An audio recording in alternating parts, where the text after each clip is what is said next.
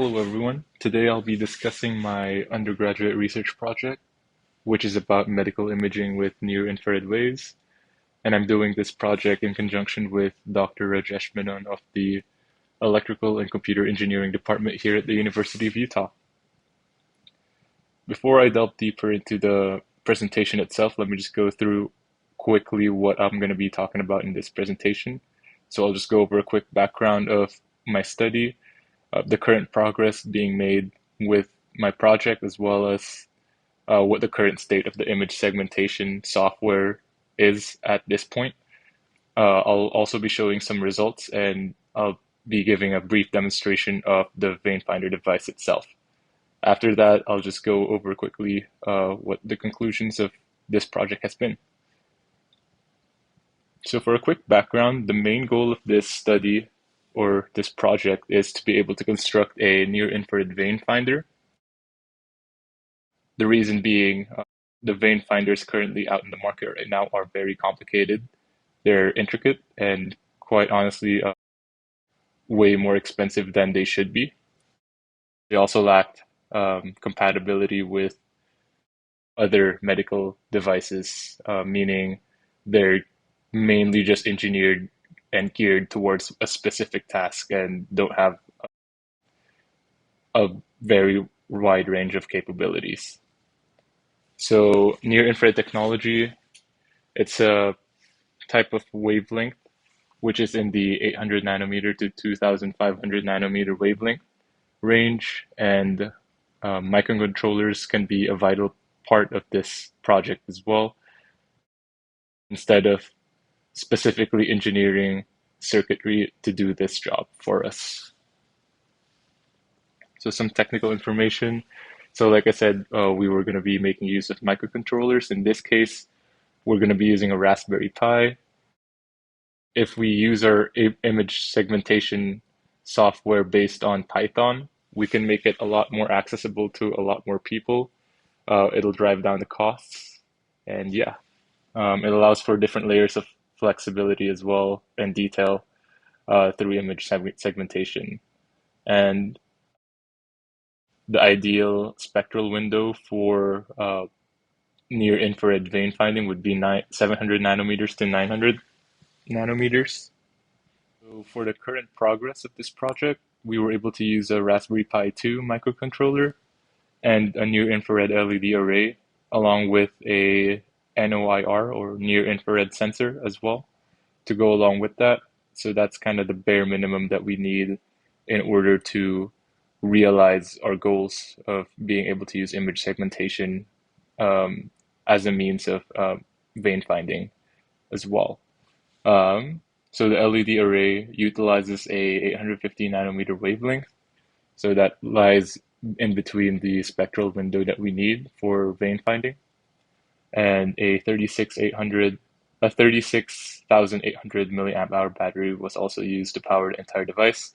We just want to make sure that we make this device as convenient as possible, so people can use this as well, not hooked up to a computer. So that just helps with portability and accessibility as well. And for the image segmentation code, the first thing that we implemented was organizing the colors in a specific way using a specific color space. So as you can see, we implemented a green color space with the original live image being fed to our infrared sensor. And as you can see, it does quite a bit in order to separate where the veins are located. We also implemented a tone curve. So a tone curve is essentially just a contrast curve that boosts brightness through the sigmoid function. So that's just like an S curve. And we can see the results to the photo to the right as well. Still does quite a bit to delineate where the veins are located. Functions that we implemented in our image segmentation software is tone mapping and thresholding, wherein tone mapping is essentially approximating the appearance of a pixel at a limited dynamic range, and thresholding is essentially assigning a specific threshold value, which in our case was 127, and whenever each pixel does not meet that specific thresholding value, we would essentially count that as a zero. So we would not pass that pixel. So that's what that equation or that photo is depicting. Finally, we did contour analysis and annotations as well. So we have a function that converts a string of latitudes and longitudes into a square matrix. So that allows us to retrieve contours from a binary image, and we're able to place annotations on, in this case, where the sensor or where our code thinks that the veins are located at. So as you can see in the picture right there, it's trying to put down some annotations, which is still a bit finicky, but uh, it still um, it still does quite a bit in order to improve the functionality of our code. All right, so the next steps was just implementing that 36,800 milliamp hour battery to power the entire system and to build an enclosure for the entire device to ensure durability. So and portability as well. So as you can see, there's that AutoCAD sketch that I did for the enclosure. We ended up 3D printing that as well. So we could have the entire system and device housed inside that enclosure. And yeah, so for the results, I do have like a demonstration video, which I'll play in a second, but the annotations do work, albeit, like I said, still a bit finicky, so it still needs to be improved, but it at least tries to do the job, and then it adds a whole nother level of functionality to our device. And the results are promising at a range of about 305 millimeters, which is about a foot. So that's how far the device has to be from the desired area of imaging. So, but let me go ahead and play this um, as well. Hey guys, today I'll be giving a brief demonstration on my undergraduate research project, which in this case is about constructing a near-infrared vein finder device using primarily a Raspberry Pi working in conjunction with a near-infrared LED array as well as a sensor. And how this works is mostly through image segmentation, wherein we're able to shine a near-infrared LED on a desired area, which in this case would be where the veins is going to be located. And then since our veins carry blood that have hemoglobin in it, the hemoglobin is able to absorb that near-infrared light, whereas the surrounding tissue around it is able to reflect it back to the sensor. And then we're just able to process what the sensor is picking up and then use some image segmentation techniques to be able to optimize that image. Right, so essentially I just undid the screws, but as you can see we have our Pico projector right here, which is our main way of projecting the image into our desired area. And then we have our 3D printed enclosure for our device. And inside we have our Raspberry Pi on top of some circuitry to power our sensor and our LED array, which is located here. And then we do have like that black material just to prevent interfering light waves with our image. But yeah, we can go on to a live demonstration of our live image. So anyways, here's what the projection looks like.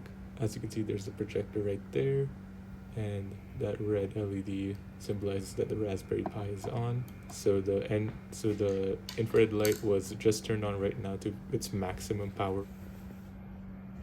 And here's me with my hand placed on the sensor. As you can see, there's still quite a bit of work to be done in terms of having the projector project directly on my arm.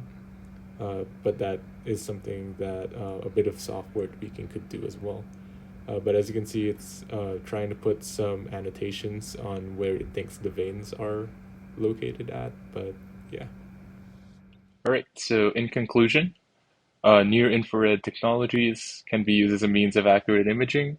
So I think we were able to see through this project that um, this type of technology can be really accurate in terms of not just maybe vein finding, but there's many other applications as well. I know for the dermatology field, There is a need for facial vein finding as well whenever they have dermatology related operations.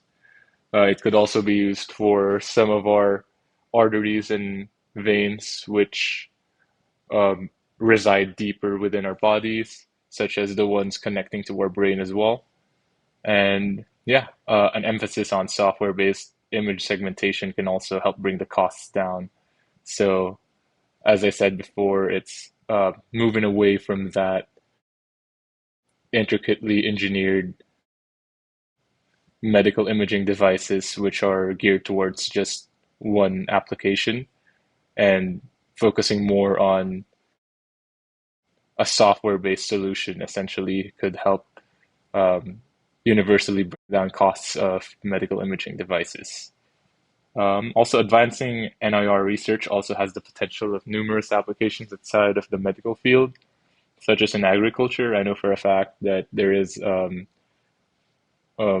a bunch of work being done in terms of using near infrared technology as a means of determining whenever produce or fruit is ripe for consumption. So that's a really big field in terms of agriculture. And it has a lot of applications in the fields of astronomy as well. And I'm sure there's a lot more um, areas and disciplines which could benefit from this type of technology as well. So yeah, so that concludes my presentation. Thanks. So here are some of my sources. And here is a poster that we made for this project as well, and a little bit about myself. So thank you.